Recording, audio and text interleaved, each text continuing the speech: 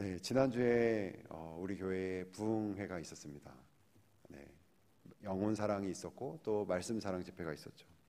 그 말씀 사랑 집회를 인도해 주셨던 조낙현 목사님께서 부흥회 첫날 첫 시간에 해주셨던 말씀이 참으로 인상 깊었습니다. 말씀을 사랑하려면, 말씀을 온전히 이해하려면 성경 전체를 배워야 한다라고 처음에 말씀해 주셨죠.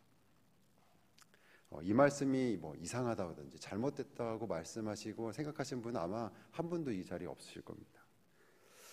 그런데 실제로 이 성경 전체를 골고루 배워야 한다라는 이 전제를 실제로 적용해서 성경 각 권을 골고루 또 전체적으로 배우고 있는 분들은 아마 많지는 않을 것입니다. 음식을 당연히 골고루 먹어야 한다는 것은 알지만 우리가 매일매일 먹는 식탁을 보면 하루하루를 보면 온전히 그렇지 못하는 것과 비슷하다고 할 수 있을 것입니다. 그런데 성경 각 권 전체를 배워야 한다는 것을 이렇게 철저하게 적용하지 않는다면 66권의 성경 중에서 우리가 어떻게 보면 가장 소홀히 공부할 수 있는, 배울 수 있는 성경 중에 하나가 바로 요한계시록일 것 같습니다. 왜 그럴까요? 그것은 아마 생각해 보시면 뭔가 요한계시록을 이렇게 꾸준히 묵상하고 이 말씀으로 기도하고 배우기에는 뭔가 조금 무섭기도 하고 때로는 좀 어렵기도 하고 또는 낯설기 때문에 그럴 수도 있을 것입니다. 요한계시록은 문학적으로 보면 묵시문학이라는 장르를 가지고 있습니다. 이건 매우 특별한 장르이죠. 우리에게나 혹은 미국에서도 그렇게 익숙한 문학 장르가 아닙니다. 외국 사람이 아무리 한글을 잘해도 시조가 낯설거나 한국말을 아무리 잘해도 탈춤 같은 것이 이해하기 어려운 것과도 비슷할 수도 있습니다. 묵시문학 혹은 아포칼립틱스라고 하는 이 문학은 구약 성경에 여러 번 등장했던 문학 장르인데 여러분 우리 최근에 지금 담임 목사님이 설교하시는 다니엘이라든지 에스겔이라든지 스가랴서라든지 이런 말씀을 통해서 우리가 묵시문학을 접할 수가 있습니다. 이 묵시문학은 제가 언급했던 새 성경책을 보아도 새 성경 모두 바벨론 포로 시대에 해당되는 시대이죠.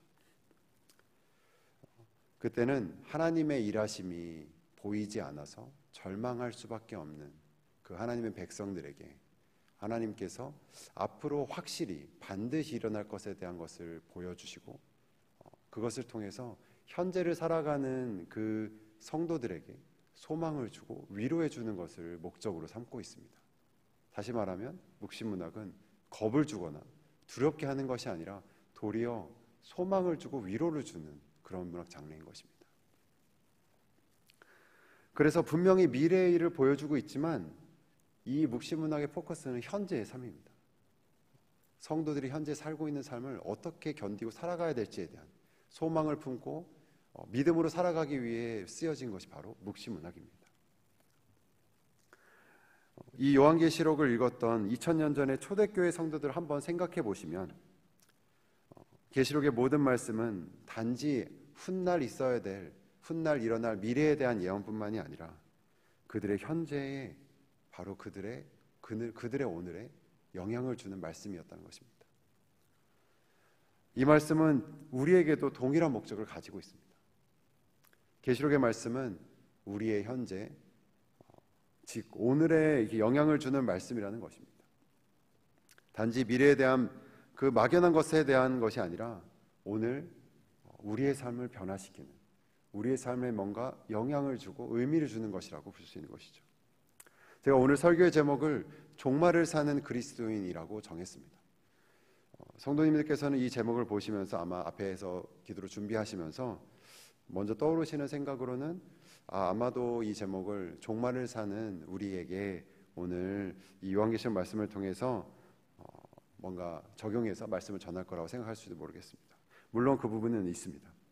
하지만 꼭 그렇지만은 않은 게 종말을 사는 그리스도인은 단지 우리를 지칭하는 말이 아니라 요한계시록 편지를 읽었던 바로 그 시대의 성도들에게 동일하게 그분들도 종말을 사는 그리스도인들이기 때문에 이 말씀을 제목으로 정한 것입니다. 하나님 나라에 대한 이해를 도와주는 아주 특별한 개념이 있죠. 여러분 많이 저희 담임 목사 설교를 통해 들으셨겠지만 이미와 아직이라는 것입니다. Already but not yet 이것이죠. 하나님 나라는 예수님의 오심으로 인해서 이미 이루어졌고 이미 시작하였고 하지만 아직은 온전히 성취되지 않았다라는 것이 그 개념입니다. 그래서 이미와 아직 사이에 있다라는 것이죠. 여러분 종말도 같은 개념입니다.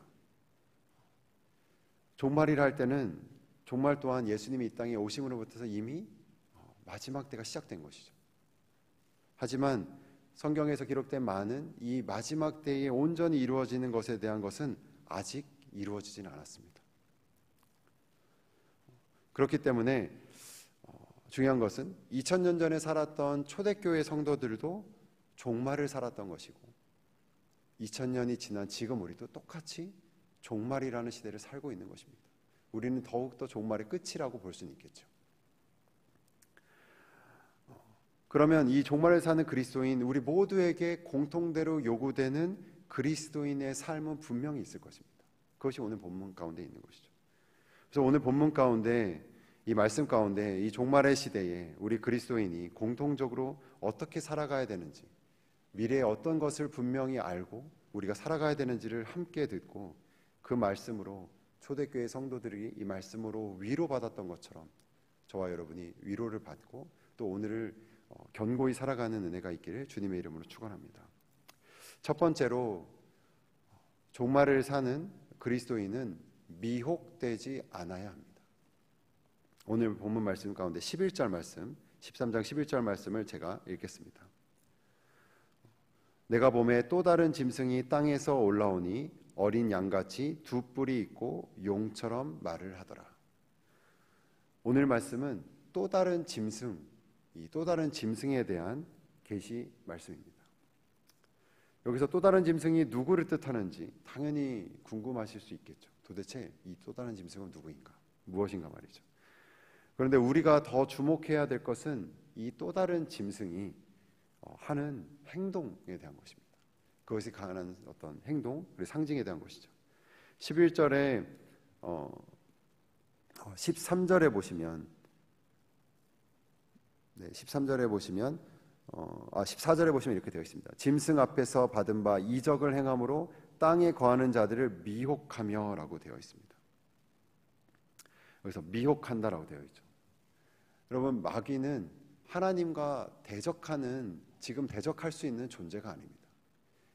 이미 태초에 하나님께 대적하였다가 징벌을 받고 타락하여서 지금은 하나님의 그 통치 아래, 권세 아래에 있는 존재이죠. 그리고 묶인 존재입니다. 절대적 하나님께 대항하는 존재가 아니라 하나님의 권위 안에, 하나님의 권세 아래에 있는 존재입니다. 마귀 악한 영들이 공격하는 것은 하나님이 아니라 하나님의 백성, 성도들입니다. 그리고 그들이 어떻게 우리를 공격하는가? 그것은 바로 미혹하게 하는 것입니다. 12장 9절 말씀에도 보시면 성도를 미혹하는 악한 영에 대해 이 말씀에서 계시하고 있습니다. 이 말씀은 아마 화면에 준비되어 있을 텐데요. 함께 읽도록 하겠습니다. 9절 말씀 함께 읽겠습니다. 시작. 큰 용이 내쫓기니 옛 뱀 곧 마귀라고도 하고 사탄이라고도 하며 온 천하를 꿰는 자라. 그가 땅으로 내쫓기니 그의 사자들도 그와 함께 내쫓기니라. 여기에 미혹하다라는 것과 동일한 표현이 조금은 다르게 번역되었지만 있습니다. 뭐라고 되어 있나요? 큰 용이 내쫓기니 사탄이라고도 하며 온 천하를 꿰는 자다라는 것이죠. 여기서 꿰는 자와 앞에 본문에서 읽었던 미혹하는 것과 언어적으로 같은 단어입니다. 꿰는 것, 이 미혹하는 것, 이것은 사탄이든 짐승이든 악한 영에 속한 그 악한 영들에 해당되는 모든 자들은 바로 사람들을 미혹하고 꿰는 것으로 공격하고 그것을 대상으로 삼고 있다는 것입니다. 그들의 목적은 분명합니다. 미혹하고 꿰는 것입니다. 사람들은 왜 악한 영에게 미혹될까요? 오늘 본문으로 돌아와서 13장 말씀으로 돌아와서 보면 이 사람들이 악한 영에게 미혹하게 되는 그 세 가지의 특성들에 대해서 말하고 있습니다. 그것은 그들이 권세가 있고, 그들이 이적들을 행하고, 그리고 그들이 하나님을 모방하기 때문입니다. 하나씩 보도록 하겠습니다. 12절 말씀에 보면 13장 12절 말씀을 보면 제가 읽지는 않겠습니다. 거기에 보시면 그들에게 권세가 있다라고 말하고 있습니다. 모든 권세가 그들에게 있다.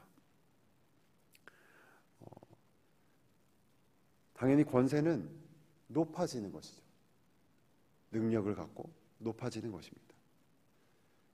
권세가 높아져 짐승에게 경배하며 따르게 한다라고 요한은 그것을 보고 말하고 있습니다. 둘째로 그 짐승은 이적을 보임으로 미혹하게 합니다. 13절에 보시면 그들이 이렇게 되어 있습니다. 13절에 보시면 큰 이적을 행하되 심지어 사람들 앞에 불이 하늘로부터 땅에 내려오게 하고, 14절도 있습니다.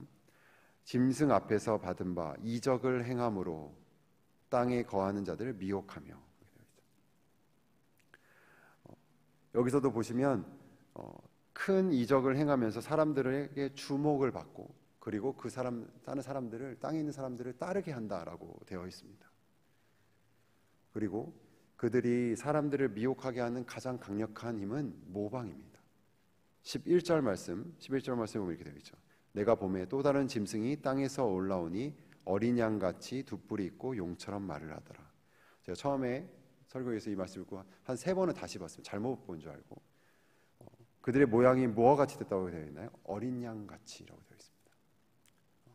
실제로 앞에 예수 그리스도에 대한 그 어린 양과 같은 단어가 이때도 쓰였습니다.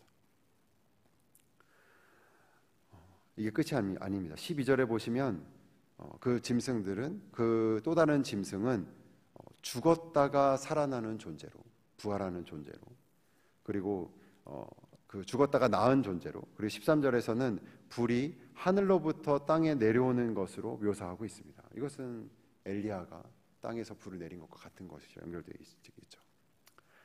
이것들 모두는 하나님께서 행하신 것들과 비슷하게, 하지만 카피하지만, 따르고 있지만 조금은 다르게 보여서 그 성도들을 미혹하게 하는 것들로 묘사되고 있습니다. 이 미혹을 이겨내기 힘든 것은 그것이 매우 비슷하여서, 그것이 능력이 있기 때문에 우리가 구별하기 힘들기 때문입니다. 성도 여러분, 여러분도 혹시 이러한 것들로 미혹당하신 적이 있으십니까? 권세 때문에, 높아지는 것 때문에, 이적과 능력 때문에, 혹은 비슷하게 모방된 것 때문에 미혹당하신 적이 있으십니까? 저는 고백하자면 미혹된 적이 있었습니다. 제가 30대 때에 구약 성경에 되게 깊이 빠졌던 적이 있었는데, 그때 주변을 통해서 한 구약에 정통한 예수님을 믿는 랍비가 와서 성경을 가르친다라는 그 강의 한번 가보자라고 해서 따라간 적이 있었습니다.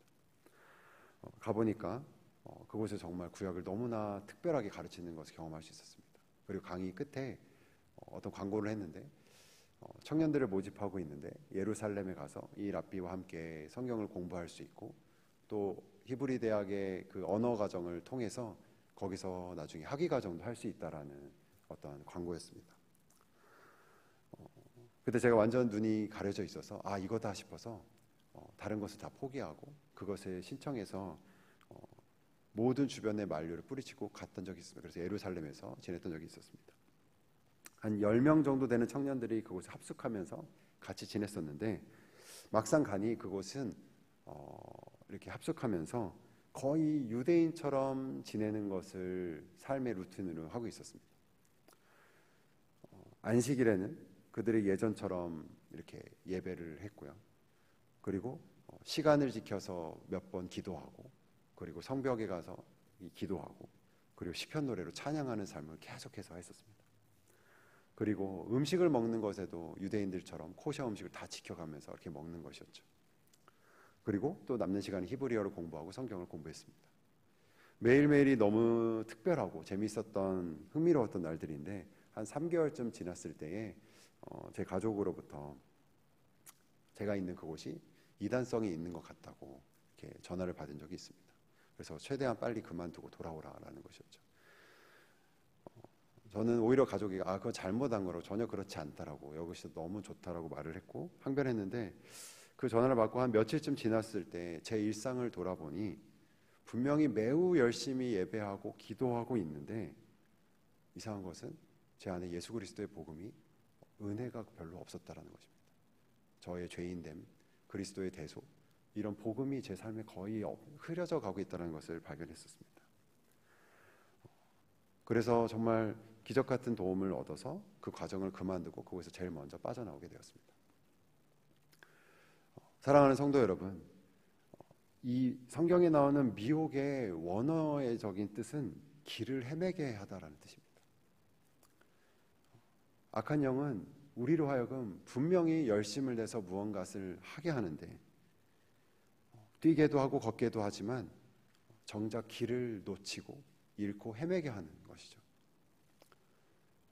길이요 진리요 생명이신 예수 그리스도, 그 예수 그리스도 복음에서 멀리하게 하는 것입니다. 이 예수 그리스도와 멀어지게 하는 것이라면 악한 영은 우리를 미혹하게 하여 모든 것은 다 허락할 것입니다. 여러분, 진리의 말씀으로 여러분 한번 비춰보시기 바랍니다. 열심히 힘을 내어서 목적을 가지고 하고 있는데 그것이 결과적으로 저와 여러분을 예수님에게서, 그 복음에게서 멀어지게 한다면, 그분을 닮아가는 것이 아니라 그분의 성품과 더욱더 멀어지고 그분을 의지하지 않는 길로 이끌고 있다면 그것은 미혹된 길일 수 있습니다. 이 종말의 때에 말씀으로 무장하고 기도로 깨어 있음으로 악한 영에게 미혹되지 않는 성도 여러분이 되시길 주님의 이름으로 축원합니다. 두 번째로, 이 마지막 때를 살아가는 이 그리스도인인 우리는 어린 양의 인치심을 받아야 합니다.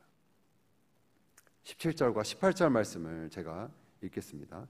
누구든지 이 표를 가진 자 외에는 매매를 못하게 하니 이 표는 곧 짐승의 이름이나 그 이름의 수라. 지혜가 여기 있으니 총명한 자는 그 짐승의 수를 세어보라. 그것은 사람의 수니 그의 수는 666이니라. 오늘 본문은 두 번째 짐승에 대해서 쭉 이야기하다가 그들이, 그 짐승의 그 또 다른 짐승이 받게 하는 표를 강조합니다. 그리고 그 짐승에 대한 것을 숫자를 표현해서 말하고 있는데, 사람의 수, 즉 666이라고 말하고 있죠. 우리가 요한계시록에 대해서 연관되는 게 뭐냐고 말하면 대부분 말하는 게 이 666이라고 볼 수 있습니다. 그만큼 강력하고 좀 이렇게 구체적이죠. 이 666이 무엇을 뜻하는지, 또 누구를 지칭하는지 매우 중요해 보입니다. 우리의 관심이 거기에 많이 쏠릴 때가 많죠. 그리고 이 짐승이 받게 하는 표는 또 무엇인가? 베리칩이냐 무엇이냐, 되게 이렇게 많이 말이 많죠. 또 우리는 궁금합니다. 그런데 이 역사를, 성경의 역사와 교회사를 포함한 역사를 공부하고 성경 공부를 조금 하면 그 해석과 추측을 많이 접할 수가 있습니다. 다양하게 생각해 볼 수 있죠. 많은 신학자들이 이 666이 이 초대교회 때에 그리스도인을 핍박했던 로마 황제, 네로 황제를 1차적으로는 최소한 지칭하는 것이라고 대부분 동의하고 있습니다. 그때 흔히 쓰였던 방법 중에 게마르티아라는 어떤 방법이 있는데, 이 기법은 뭐냐면 어떤 이름을 숫자로 표현하는 겁니다. 그것을 어떻게 하냐면 알파벳을 하나하나마다 숫자가 부여되어 있는데, 예를 들면 꼭 이렇지는 않지만 영어의 A는 1, B는 2, C는 3 이런 식으로 그 각 알파벳에 대한 숫자를 부여해서 어떤 그 이름을 표기하는 것이죠. 근데 그런 식으로 하면 네로, 그리고 이제 황제를 뜻한 카이사르라는 뜻은 그 이름을 히브리어로 표기하게 되면, 그 숫자로 표기하게 되면 정확하게 666이 됩니다. 우리에게는 매우 낯선 암호 같은 것이지만 그 시대를 살았던 그리스도인에게는 추측할 수 있는, 이것이 황제 숭배를, 황제를 뜻하는 것이다라고 추측할 수 있는 근거가 될 수 있는 것입니다. 그리고 17절 끝부분에 다시 한번 보시면 곧 짐승의 이름이나 그 이름의 수라라고 말하고 있기 때문에 이름과 숫자와 연관되어 있는 것을 생각해 볼 수 있는 것이죠.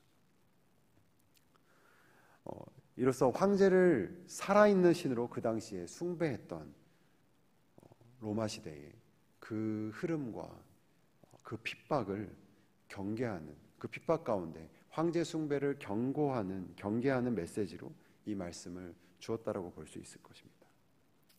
그리고 17절 앞부분에 방금 읽은 것을 보면 이 표를 가진 자 외에는 매매를 못하게 하였다라고 되어 있습니다.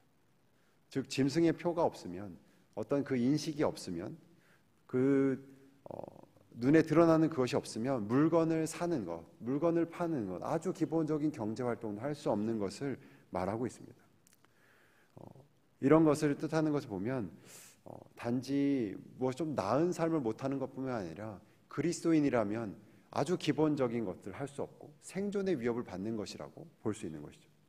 이는 역사적으로도 요한계시록이 기록될 때에 곳곳에서 많은 도시들이 이 황제 숭배를 위해서 성전을 세우려고 하고, 그 황제 숭배하는 성전이 세워질 때에는 그 도시가 길드가 형성되고 그것이 승인이 되어서 많은 이들이 경제활동을 더 할 수 있었던 것과 깊은 연관이 있습니다. 하지만 그리스도인은 황제 숭배를 하지 않으면 이 모든 것에 참여할 수 없는, 소외되고 숨어 살 수밖에 없는, 우리가 속히 흔히 알고 있는 카타콤처럼 밑에서 숨어 살아야 되는 그런 시대를 살고 있던 것이죠. 그런데 중요한 것은 이 666이 비단 네로 황제의 이름을 뜻하는 것이나 황제 숭배라고 이렇게 규정하게 되면 오히려 그 의미가 제한된다는 것입니다. 과거에 있었던 일로만 확정되게 되는 것이죠. 이거는 로마 시대에 있었던 일이야, 네로 황제에 대한 것이야 라고 하는 거죠. 그러면 우리 시대에 주는 말씀의 영향력과 경계력은 또 떨어지게 됩니다. 지금 이 시대에도 종말을 사는 모든 그리스도인에게 적용되는 공통적인 원리가 이 말씀 가운데 분명히 있습니다. 16절 후반부에 보시면 그 666의 표식을 사람들의 이마에 표시되었다라고 말하고 있습니다. 이 부분은 저희가 오늘 본문은 아니지만 앞부분에 요한계시를 보면 신자가 받았던 표식과 분명히 대조되고 있습니다. 7장 3절 말씀에 기록되어 있습니다. 한번 이 부분도 준비가 되어 있을 텐데요. 한번 소리내서 함께 읽도록 하겠습니다. 시작. 이르되 우리가 우리 하나님의 종들의 이마에 인치기까지 땅이나 바다나 나무들을 해하지 말라 하더라. 아멘. 여기에는 신자들이 이마에 받는 인을 말하고 있습니다. 똑같은 부위죠. 이마에 받는 인이고, 여기 아까서도 666에서도 이마에 받는 것이라고 말하고 있죠. 그러니까 짐승의 표를 이마에 받는 것과 정확히 대조되고 있습니다. 그래서 저는 이 본문 말씀을 이 바탕으로 종말을 사는 그리스도인은 짐승의 표를 받지 말아야 한다라고 말하는 것보다 오히려 종말을 사는 그리스도인은 어린 양의 인을 받아야 합니다라고 이 본문에서 강조하고 있다고 말씀드린 것입니다. 그것이 이 계시록의 말씀을 오늘 우리의 삶에 더 깊이 적용할 수 있을 것입니다. 그리스도의 흔적을 안고 사는 것, 그리스도께서 걸어가신 그 길을, 그 좁은 길을 우리도 따라서 걷는 삶, 그것이 어린 양의 인치심을 받은 자들의 삶입니다. 구별된 삶을 사는 것이죠. 누가 봐도 다른, 구별되고 명시된 것 같은, 저 사람은 그리스도인을 삶을 살고 있구나라고 표시될 수 있는 그 삶을 사는 것이 우리가 어찌 보면 짐승의 표를 받지 않는 것보다 더 중요한 것이라고 볼 수 있습니다. 우리가 이 어린 양의 인치심을 받은 자로 살아갈 때에 훗날 지금보다 더 강한 환난과 핍박, 고난이 찾아올 때에 그것을 능히 감당할 수 있는 그 삶을, 태도를 보일 수 있는 기반이 되는 것입니다. 성경에 말하고 있는 것은 어린 양의 인치심을 받지 않는 모두는 결국 짐승의 표를 받는 것과 같이 된다라고 말하고 있습니다. 같은 종말이지만 우리와는 달리 초대교회 성도들은 예수 그리스도의 그 이름 때문에 엄청난 핍박과 죽음을 맞이하게 되었습니다. 같은 종말의 시대를 살고 있지만 우리와 달리 저기 북한의 지하교회에 있는 성도들은 그 이름 때문에, 예수 그리스도의 이름 때문에 똑같은 핍박과 고난과 고통을 받고 있습니다. 그러면 우리는 이 말씀을 어떻게 적용해야 될까요? 삶의 현장에서 그리스도인으로 구별되게 사는 것이 이 말씀을 우리에게 적용하는 것입니다. 우리는 신앙으로 인해서 생존의 위협을 받고 있지는 않습니다. 하지만 우리는 또한 신앙으로 인해서 손해를 얻거나 낮아지거나 권리를 포기하게 되는 그 선택의 순간은 비슷하게 맞이하게 됩니다. 목회자든지 신학생이든지 성도님들이든지 비즈니스를 하든지 그리스도인이라면 포기하게 되는, 손해를 감당하게 되는 이런 경제적인 이익을 포기하게 되는 일들이 찾아오게 되는 것이죠. 다른 사람들은 다 하는, 주변에서 하는 편법이기 때문에 그런 일들을 행했던 것에 대한 것에 신경이 쓰이셨다면, 혹은 큰 돈을 버는 것보다도 작은 돈이 빠져나가는 것을 막기 위해서 양심에 거리끼는 일들이 생각나신다면 그것은 성령님께서 생각나게 하시는 것이고, 그것이 곧 우리가 당했던 사탄의 미혹임을 우리는 깨달아야 합니다. 오늘 다시 한번 우리가 그리스도 앞에 다시 나아가서 회개하는 시간이 되기를 축원합니다. 그것이 오늘 우리가 다시 그리스도의 피로 희게 되는 그런 의미가 있는 일인 것입니다. 오늘 이제 말씀을 마무리하도록 하겠습니다. 오늘 말씀은 이 종말의 때에 그리스도인으로서 사는 두 가지를 보여주었습니다. 두 낫에 해당되는 것에는 미혹되지 않는 것, 두에 해당되는 것은 어린 양의 인치심을 받는 자로 사는 것입니다. 우리로 하여금 이것을 가능하게 하는 가장 강력한 믿음은 예수님께서 살아계시고 우리의 모든 것을 아신다라는 것입니다. 계시록 2장 3절 말씀, 에베소 교회 성도들에게 예수님께서 하신 말씀, 또 내가 참고 내 이름을 위하여 견디고 게으르지 아니한 것을 아노라. 예수님께서 교회 성도들을 보면서 너희가 견디고 내 이름을 위해서 견디고 인내한 것을 내가 안다 라고 말씀하시던 이 말씀을 에베소 교회 성도들이 들었을 때 그것이 얼마나 큰 위로가 되었겠습니까? 예수님을 영광스럽게 만나게 될 그때에, 다시 예수님을 만나게 될 그때에 너희가 내 이름을 위하여 견디고 손해보았던 것, 핍박받았던 것, 조롱받았던 것을 내가 아노라 라고 하며 우리의 상처를 닦아주시고 눈물을 닦아주실 그 순간을 경험하는 여러분이 되시길 주님의 이름으로 축원합니다. 함께 기도하겠습니다.